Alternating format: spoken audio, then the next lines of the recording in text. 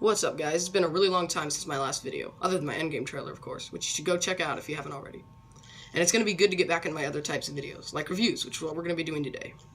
So the set I'll be reviewing is the only Captain Marvel set, which is from the Marvel Superheroes theme, of course.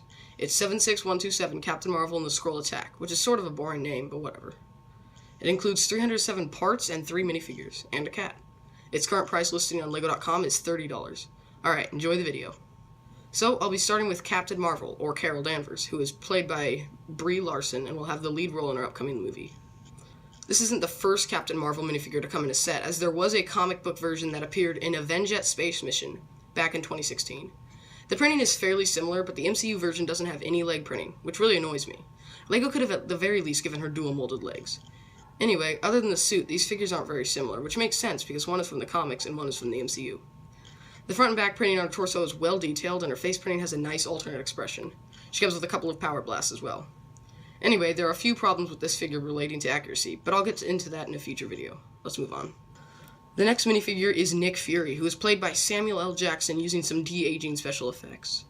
Fury has appeared in minifigure form twice before, and even once as a nano figure. The other version of him that I have is from the comic books, but he uses the same head as the other MCU version, so I'll compare it here.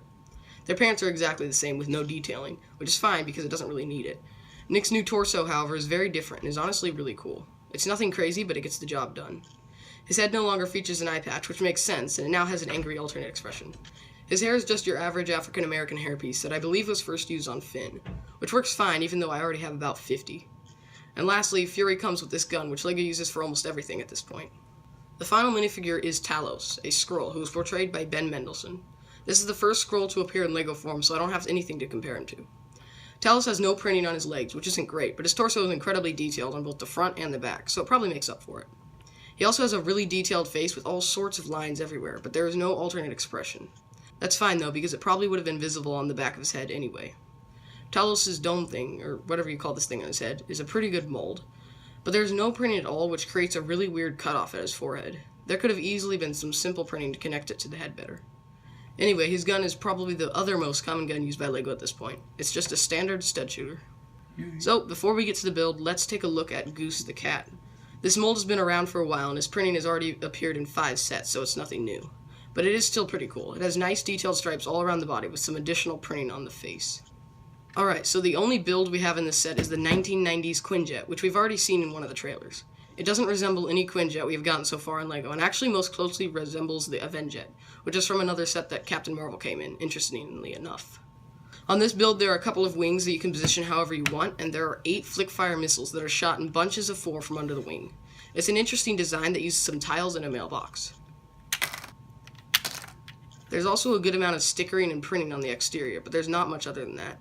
To get to the interior, we can, of course, take off the windshield and cram a minifigure into this tiny space in here, which isn't great, but I guess it works. There's a nice little screen in there too. The other way to access the interior is the back. This little ramp folds down. You can stuff a minifigure in there as well, but what it's actually intended for is the cat, who fits in there pretty easily. Overall, I like this build. It's a little cramped, but the set's only $30 and it looks okay. Okay, so for the extra pieces we get a couple of nice little parts, but there's really nothing here that's all that special. You may have noticed that I didn't do a time-lapse of me building the set, and the reason is I've decided to change up my reviews a little bit. I got rid of the part as well as the star ratings that I used to do at the end. I just did this because I didn't really like doing either of them, and this way it'll take less time to make my videos, so I can make more. Anyway, let's move on.